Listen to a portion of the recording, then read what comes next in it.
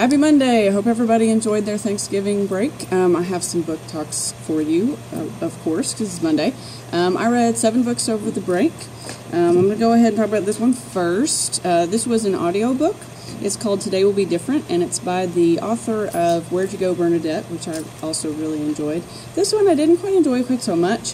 It could have been because I was listening to it on audio while I was doing other things, and it wasn't grabbing me quite as much as some other audiobooks have in the past. I'm not going to get it for our library because it is a little bit more specifically focused on adult concerns about raising a child, having a sort of midlife crisis. The main character is writing a graphic memoir, so she talks a lot about that. She talks a lot about her relationship with her sister and her husband and things, and it wasn't terrible. It was just not something I think that a lot of people here would enjoy. But anyway, Today Will Be Different by Maria Semple. This one, however, we have this in the library. I read this last week. This is Our Story by Ashley Elston, and it was great. It's going to be in the mystery section. It is about 5 boys go into the woods to hunt, only 4 come out, okay? Because one of them is shot dead. Nobody will admit to who was using the gun that killed their friend. So, the story is about a girl who has an internship at the local DA's office, and she is trying to help figure out who killed this boy. There's a lot of other stuff going on in it, though. It's not just a straightforward mystery. I really enjoyed it. There's a lot of little twists and stuff. So if you're interested in that sort of thing, we'll have it probably ready this afternoon.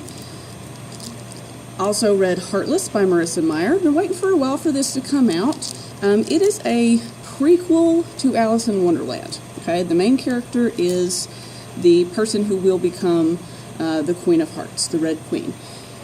And if you like Alice in Wonderland, you're probably going to like this book. It's got all the all the main characters of Alice in Wonderland are there. The White Rabbit's there. Alice is briefly mentioned at one point in the book. The Mad Hatter is there. There is an additional character called Jess, or he's a court joker, and he's the love interest. I'm not going to tell you too much more about it in case you want to read it, but for me it was a little bit... It wasn't that it was too Alice in Wonderlandy, that was fine. It was the love story. I don't typically read a lot of love stories, and so if there is a love interest in the book, I like for it to be fleeting and not necessarily the whole point of the book, but, whatever, to each their own. If you're interested, it'll be here in the library for you to check out. I also read Jacqueline Woodson's Brown Girl Dreaming, and it won a lot of awards, but we bought this before it won all the awards, so it doesn't have all the lovely stickers on it. It is a novel in verse, so while it looks fairly hefty, it moves very quickly, and it is based on the author's own life, growing up, moving from South Carolina to New York and back and forth, her relationship with her family, her siblings, her grandparents, her mother, and so you get a lot of historical details, you get a lot of family interaction. I would definitely recommend giving it a try. It's set during, 60s and 70s. Okay, I knew that. I don't know why I had to look at it, but anyway, definitely recommend it, so come on and check it out if you want.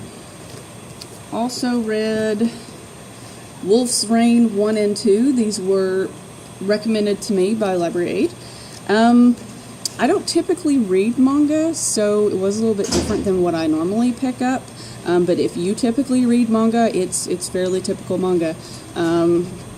It's about this group of guys, and they turn into wolves, or they are wolves that turn into humans. Or vice versa. And they're trying to find this girl who, I don't know if she's an alien or what's going on exactly in there, but if you like action movies, you might like this one. There's a lot of action. The art in it is very nice. I did enjoy the way the layout was done, and especially in the second book. The first book for me was kind of meh, but the second book was like whoosh, everything happens in the second book. So check it out if you like that sort of thing. And the last thing, I'm just going to briefly mention this, Unwanteds number 3. I finished this with Sam last night, and this author has a terrible habit of ending books with a cliffhanger. The whole book ends with a cliffhanger, so then you're like, oh, gotta run, book 4. I personally get a little bit tired of series after about book 3, so I don't really want to read any more of them. Plus, I think I already read book 4 myself earlier, so I'm going to try to get Sam to move on to something else. He's insisting on Harry Potter. I'm like, I don't know, dude. Don't know if we're ready for Order of the Phoenix yet or not, but we'll see. So anyway, we're not having Storm today because of testing, but we'll be here in the library. We're not closed any this week, so come on down if you want to check out a book or renew a book, pay a fine, whatever. We'll be here, and we'll see you on Thursday with the chat.